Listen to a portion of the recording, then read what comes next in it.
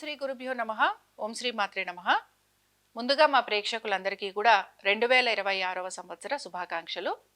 మీరు ఎల్లప్పుడూ కూడా ఆనందంగా ఉండాలని మనస్ఫూర్తిగా కోరుకుంటూ, మేషరాశి వారికి ఈ 2026వ సంవత్సరం ఏ విధంగా ఉంటుందో పరిశీలిద్దాం.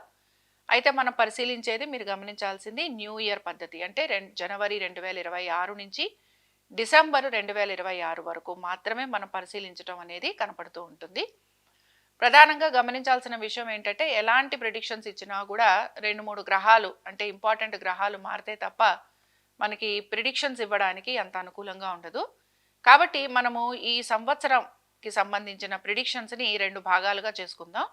ఒకటి జనవరి నుంచి జూన్ వరకు, జూన్ నుంచి డిసెంబర్ వరకు.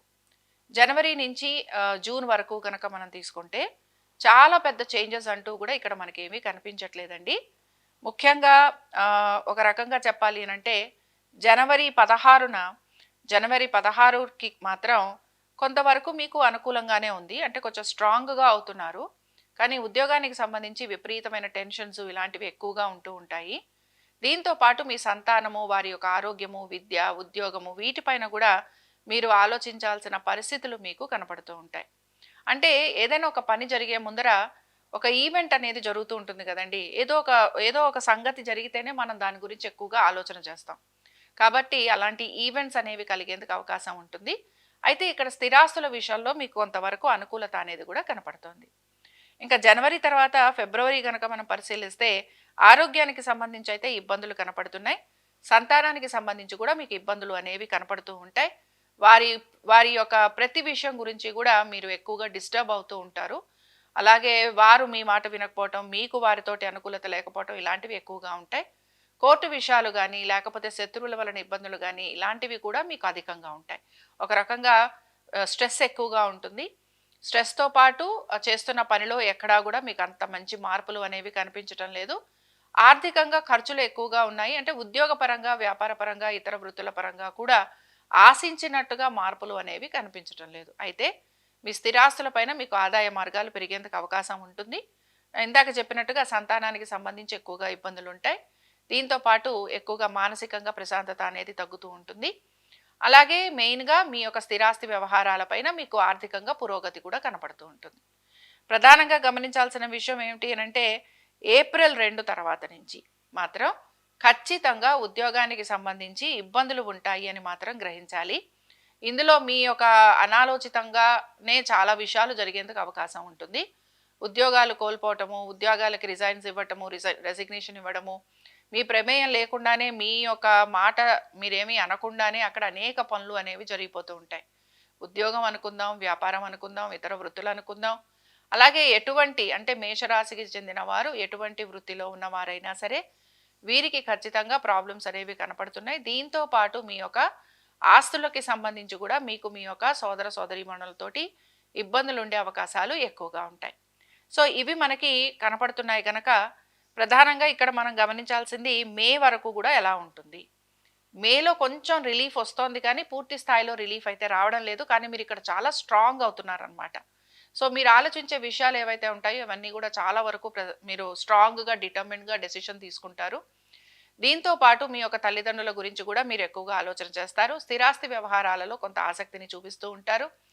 దీంతో పాటు మీ యొక్క పెట్టుబడులు మీరు ఏవైతే పెట్టారో, ఎక్కడ పెట్టారు, ఫిబ్రవరిలో చేసిన పెట్టుబడులు ఏవైతే ఉన్నాయో వాటికి సంబంధించి కూడా మీరు వాటికి సంబంధించి ఒక నిర్ణయాలు తీసుకోవటం అనేది కనపడుతోంది.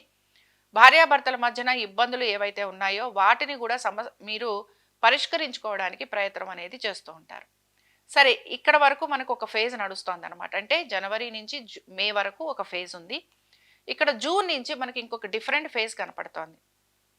అయితే మేషరాశి వారు గమనించాల్సిన విషయం ఏమిటి అని అంటే, వీరికి ఏల్నాడు శని ఒకటి నడుస్తోంది. రెండోది, మన కర్మకారకుడు ఎవరైతే శనేశ్వరుడు ఉన్నారో ఆయన మీకు ద్వాదశంలో ఉన్నాడు. మేషరాశి వారికి ద్వాదశంలో ఉన్నాడు. కాబట్టి దీని వలన ఆర్థిక పరంగాను, వృత్తి ఉద్యోగ వ్యాపార పరంగాను ప్రత్యేకంగా మనం చాలా లాభాలు ఉంటాయి అని చెప్పుకోవడానికి ఉండదు.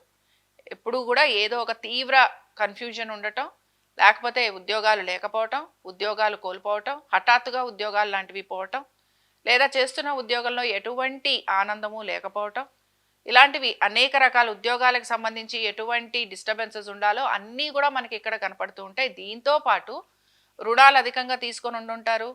దీంతో పాటు అనారోగ్యం ఎక్కువగా ఉండటం, హాస్పిటలైజేషన్స్ ఉండటం, అలాగే మీ బంధువులే మీకు శత్రువులు అవటం లేదా మిత్రులే శత్రువులు అవటం, ఇలాంటివి కూడా మీకు అధికంగా కనపడుతూ ఉంటాయి.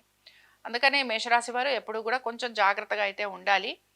ఇక్కడ ప్రధానంగా గురువు మారటం అనే దాన్ని మనం జూన్ నుంచి తీసుకుంటాము డిసెంబర్ వరకు. అయితే జూన్ నుంచి డిసెంబర్ వరకు కూడా తీసుకుంటే జూన్లో మాత్రం ఉద్యోగానికి సంబంధించి మళ్ళీ ప్రయత్నాలు లాంటివి చేసే అవకాశాలు అయితే కనపడుతున్నాయి. ఆర్థికపరమైన విషయాల గురించి మళ్ళీ మీరు ఆలోచన చేయటం, మీ యొక్క తల్లిదండ్రుల నుంచి కూడా మీకు సహాయ సహకారాలు అందటం, దైవ సంబంధమైన కార్యక్రమాలలో పాలుపంచుకోవటం, కుటుంబ సభ్యులతోటి ఎక్కువగా సమయాన్ని గడపటం, రుణాలు ఏవైతే ఉన్నాయో వాటిని తీర్చే ప్రయత్నం చేయటం, కొత్తగా రుణాలు తీసుకోవటం, వీటన్నిటితో పాటు మీ సంతానము వారి అభివృద్ధి గురించి కూడా మీరు ఆలోచన చేయటం, నూతన పెట్టుబడులు వీటి గురించి కూడా మీరు ఆలోచన చేసే అవకాశాలు కనపడుతూ ఉంటాయి. అయితే ఇవన్నీ కూడా ఎలా ఉంటాయి అనంటే చాలా మామూలు స్థాయిలో ఉంటాయన్నమాట. అంటే మీరు ఆశించిన దానికంటే కూడా 1-2 మెట్లు తక్కువగా ఉంటాయని చెప్పుకోవాలి. రిజల్ట్స్ అనేవి తక్కువగా ఉంటాయి. సో బేసిక్గా మీ ప్రయత్నం అనేది మీరు చేస్తూ ఉంటారు, కానీ మీ రిజల్ట్స్ ఏవైతే మీరు కోరుకుంటున్నారో వాటికి సంబంధించి మాత్రం మీకు మీరు కోరిన విధంగా రిజల్ట్స్ రావడానికి సమయం పడుతుంది అని చెప్పుకుంటున్నాం. ముఖ్యంగా ఈ రాశి వారు వీరి సంతానము వారి అభివృద్ధి గురించి ఎక్కువగా ఆలోచన చేయటం అనేది కనపడుతూ ఉంటుంది జూన్ మాసం నుంచి. సో జూన్, జూలై, ఆగస్ట్, ఇందులో కూడా ముఖ్యంగా ఏ మాసాలు మీకు చాలా బాగున్నాయో చూద్దాము. జూన్ అలాగే జూలై ఇవి అద్భుతంగా ఉన్నాయన్నమాట. June, July, August, September, October, November, కొంతవరకు డిసెంబర్ వరకు కూడా. అయితే ఇందులో కూడా మీకు కొన్ని చేంజెస్ అనేవి కనపడుతూ ఉంటాయి అక్టోబర్ మాసం తర్వాత. సో అక్టోబర్ తర్వాత నుంచి ఇంకా అద్భుతంగా ఉంటుంది. అక్టోబర్ నుంచి మీ యొక్క స్వయం కృషి మీద మీకు బాగా నమ్మకం కుదురుతుంది, హెల్త్ ఒకటి రికవర్ అవుతుంది, సంతానానికి బాగుంటుంది, ఆర్థికంగా కూడా మీకు నెమ్మదిగా మార్పులు అనేవి కనపడతాయి. ఇవి మీకు ఆల్మోస్ట్ నవంబర్, డిసెంబర్ వరకు కూడా ఉంటాయన్నమాట. సో ఒక రకంగా చెప్పాలంటే ఒక చిన్న చిన్న చేంజెస్ అనేవి మీకు కనపడుతూ ఉంటాయి జూన్ నుంచి డిసెంబర్ వరకు. అందులో కూడా అక్టోబర్, నవంబర్, డిసెంబర్ మీకు అద్భుతంగా ఉంటుంది. అట్లీస్ట్ మీకు మంచి చేంజెస్ అనేవి కనపడతాయి. బట్ ఎలా చూసుకున్నా కూడా మీ ప్రయత్నం అనేది మీరు చేస్తున్నా కూడా ఫలితాలు మాత్రం మిశ్రమ ఫలితాలుగానే నేను చెప్తాను. ఎందుకంటే మనం చేసే వృత్తి ఏదైతే ఉందో అందులో మనకి ఎక్కువగా పురోగతి అనేది కనిపించటం లేదు కనుక ఇక్కడ మిగతావన్నీ కూడా ఒక ఎత్తు అయితే చేసే వృత్తి మనకి చాలా పాజిటివ్గా ఉంటే మనకి మిగతావన్నీ కూడా ప్లస్ అవుతాయి. లేకపోతే ఎంత బాగా ఇది ఉన్నా అక్కడ సరిగ్గా లేకపోతే ఏదో ఒక అశాంతి, ఏదో ఒక అసంతృప్తి, ఏదో ఒక బాధ, లేకపోతే కెరియర్ లేకపోతే ఎలా నడుస్తుంది ఇల్లు, ఇలాంటి ఆలోచనలు ఎక్కువగా ఉంటాయి. సో దీన్ని మీరు గమనించుకోవాలి. సరే, మరి ఇలాంటి పరిస్థితులు ఉన్నప్పుడు మనం ఎటువంటి పరిహారాలను చేయాలి? జనవరి నుంచి జూన్ వరకు కూడా రుద్రాభిషేకం చేయటం, అలాగే ఆంజనేయ స్వామి వారి దర్శనం చేసుకుంటూ ఉండటం. జూన్ తర్వాత నుంచి అక్టోబర్ వరకు, జూన్ నుంచి అక్టోబర్ వరకు ప్రయత్నాలు ఎక్కువగా ఉన్నాయన్నమాట. అందుకని ప్రయత్నాలు ఎక్కువగా ఉన్నాయి కనుక దత్తాత్రేయుణ్ణి ఆరాధన చేయటం, గురు దర్శనం చేసుకోవటం, దీంతో పాటుగా సుబ్రహ్మణ్య స్వామి వారి ఆరాధన చేయటం. అక్టోబర్ నుంచి డిసెంబర్ వరకు చాలా వరకు మీరు బాగున్నారు, అంటే కొంత మీకు మెరుగు అవుతుంది పరిస్థితి. అట్లీస్ట్ 50% to 60% మెరుగు అవుతుందని చెప్పుకోవచ్చు. 50% తీసుకుందాం. సో 50% మెరుగు అవుతోంది కనుక ఇందులో మీరు ప్రధానంగా మీ ఇష్టదేవతారాధన చేస్తూ మీకు ఎటువంటి మొక్కుబడులు ఉన్నా, ఎటువంటి పనులు అంటే దైవ సంబంధమైన కార్యక్రమాలు మీరు పోస్ట్పోన్ చేస్తున్నా అలాంటివన్నీ కూడా మీరు పూర్తి చేసుకోవడానికి ప్రయత్నించండి. ఇంక ఇక్కడ మనకి వీరు ఎటువంటి కలర్స్ వాడితే వీరికి బాగుంటుందో చూద్దాం. ముఖ్యంగా మీరు గనక గురువారాలు అలాగే శుక్రవారాలు మీకు కలిసొచ్చే రోజులుగా చెప్పుకోవచ్చు. ఈ వారాలతో పాటుగా మీరు గనక మీకు బాగా కలిసొచ్చే రంగులు కూడా చూద్దాము. ఇందులో పేస్టల్ కలర్స్ అన్నీ కూడా మీకు అనుకూలంగా ఉంటాయి. పేస్టల్ కలర్స్తో పాటుగా ప్రధానంగా మీరు ఎప్పుడైనా సరే ఏదైనా ఇంపార్టెంట్ వర్క్ ఉంది, లేకపోతే నేను ఏదైనా సరే ఈ పని నాకు చాలా ఇంపార్టెంట్ అనుకున్నప్పుడు మాత్రం మీరు dark colours like dark blue and black ఇవి రెండు అవాయిడ్ చేయడానికి ప్రయత్నించండి.